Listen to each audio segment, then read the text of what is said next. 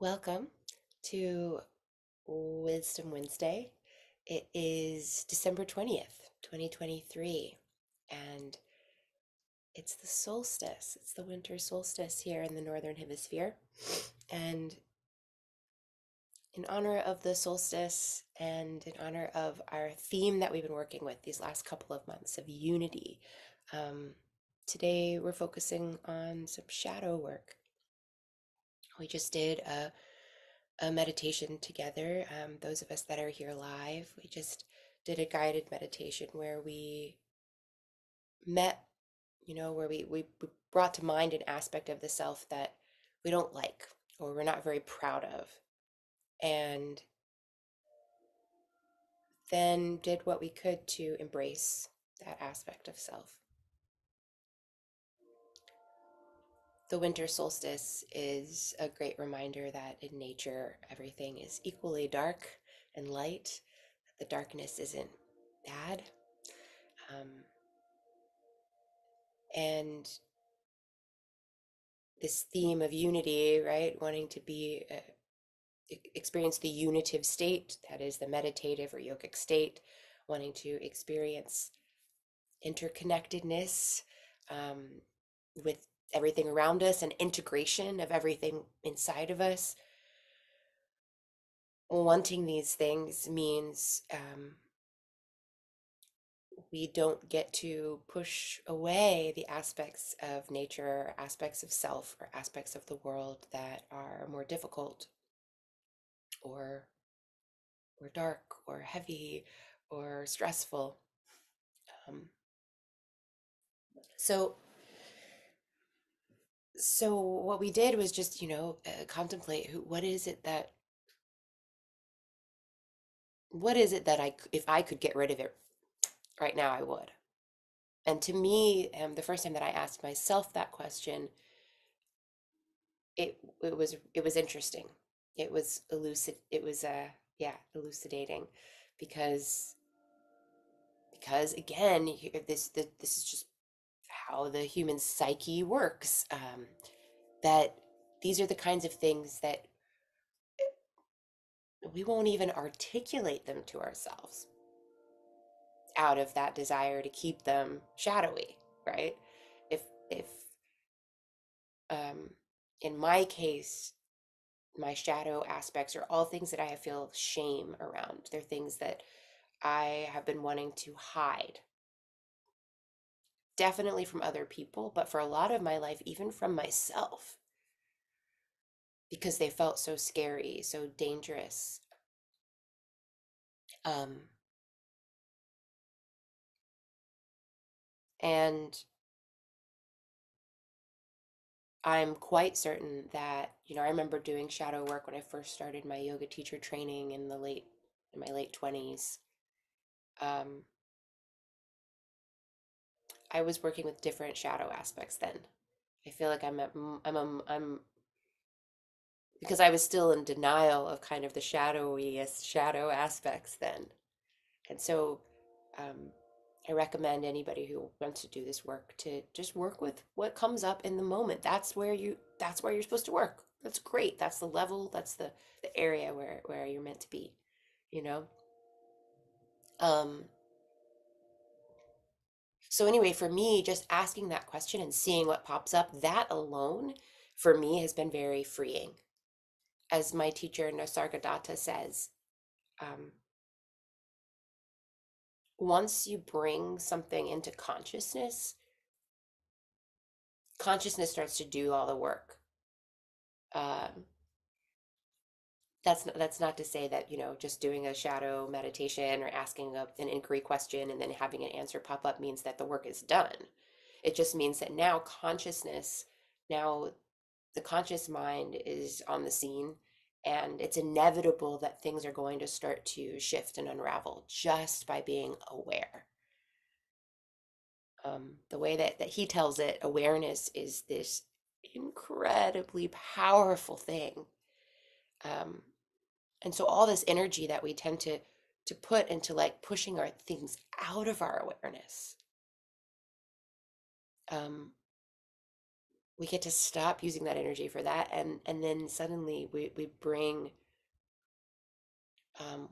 those shadow aspects into a space where healing can actually happen. And it all starts with acceptance, saying, yep, that's the thing.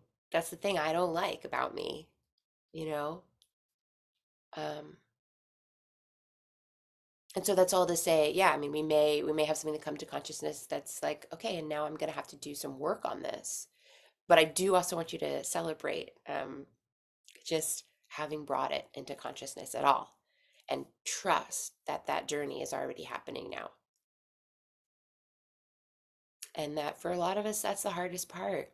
The hardest part is over, you know? And again, like for me, what's coming up for me to do shadow work around today, I can only do that work because I did other shadow work to get there over the years, you know?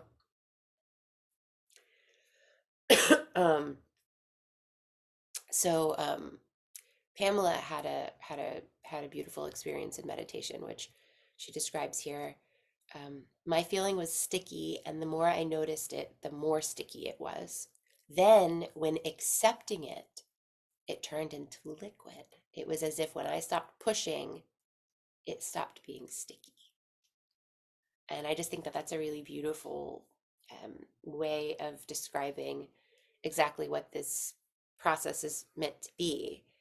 That in saying, in this particular meditation, we used a couple of different metaphors, for acceptance, the image of embracing it, saying the words, thank you, I love you, I accept you. Um, but but basically there's all ways of going of being of shifting the energy of being one of rejection and resistance to one of being acceptance. And however that shift happens, that's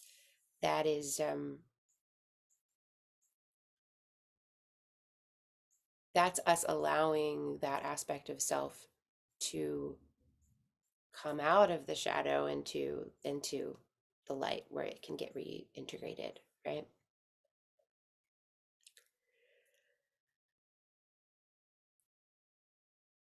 Yeah.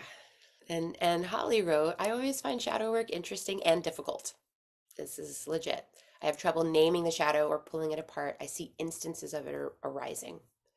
Um, and I think that's a fine place to be with it. This may not be the work that you're called to right now, and that's totally okay. There's all kinds of ways of approaching our meditation and approaching unity. And we've worked through lots of them over these last several weeks of working with that theme. So you can just leave it. That's totally okay. Um, but if you do want to explore it more, um, I would simply just notice and track the times when you say you see instances of it arising. Um, I would just stay with those. And if you want to to kind of dig in, if you feel called right now to do it, I would notice the instances and just kind of track them. Um, and and just in general be kind of looking out for what that is. Um, and I'll go ahead and just I'll share mine with you guys in case like an actual example of something helps.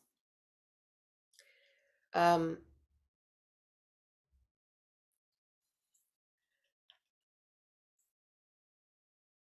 Mine is my mental health, like my mental health issues in general, and then specifically the way some of my coping mechanisms with them, and um, my fear of that my mental health imbalance leads to codependent relationships with substances and with people. And,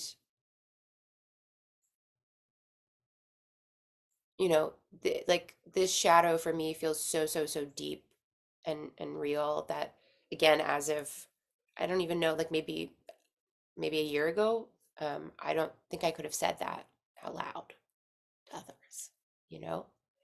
And I maybe wouldn't have been able, a few years ago, I wouldn't have been able to articulate that even to myself, that that was really what I was afraid of. Um, Gosh, I mean, it took me years and years to use the word depression and anxiety, those words. Um, and of course, once I was able to use those words in reference to myself, I started to be able to get a level of help for those things that I wasn't able to before. Um, and upon moving down here and watching a lot of my family members and the way that they are with alcohol and nicotine and marijuana, those are the main substances I'd say that but it's and watching and seeing how there are similar things at play with myself at different parts in different parts of my life. And I remember a time in my life where I saw my entire family through rose-tinted glasses. And part of that was that the issues hadn't come to a head and everyone's hadn't quite started to see the people who needed to start going to AA. You hadn't quite started to see, part of it's that we were all kind of living in our little golden era. um, but most of it's me. Most of it's just been my own wisdom and maturity and seeing this. And here's the deal, like accepting that, my shadow aspect is my mental health issues and the kind of and the ways that then I cope with them through some kind of addictive and codependent ways of being. Here's the deal. Every time that I allow that into consciousness, I don't become me accepting it is not me going, all right, so let's break out the booze and, you know, it's me accepting that this has been my shadow. This has been hurting me. I'm also accepting like the negative aspects of it, accepting that those are real. So to embrace something and say, I see you, I get that you're here, is not the same as saying, so let's all just, so now you're good, if that makes sense. You're not all good and you're not all bad. What you are is a part of me. Yeah. And I've been practicing it in like all these little ways because I also realize that this also might help if you're like, oh my gosh, this is really dark and intense. I don't want to do that work.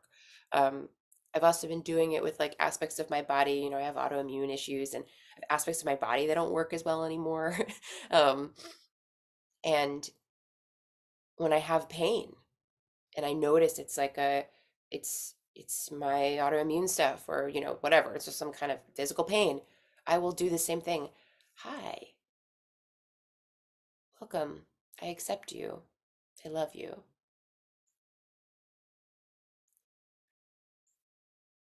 When my brain is fried and it can't do another ounce of work, I will shut my computer and tell my brain, thank you. Oh my gosh, look at all that work you just did. Because what I'm realizing is that anything at all that my psyche has decided is bad and wants to say, ugh, not me. I don't want to have that aspect. That's where unity is impossible. That's where peace is impossible. And if I can just say, if there's a way to get to a thank you, the energy inside immediately shifts. And rather than, a house divided, rather than an internal war, suddenly, once again, we're all around the table together. The really tired mind, the messed up gut, you know, the addictive desires, are all there with my breath, my wisdom, my love. my gratitude.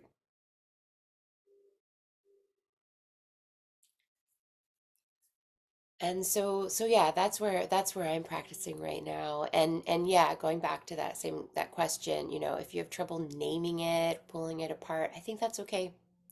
I think if you can just find those moments, those instances where you're resisting reality, where you're beating up on yourself in some kind of way, if there's just a way to slightly shift that language, the attitude, the imagery, any little thing, that's available in that moment, that's hugely powerful. So that's my solstice message for us today, and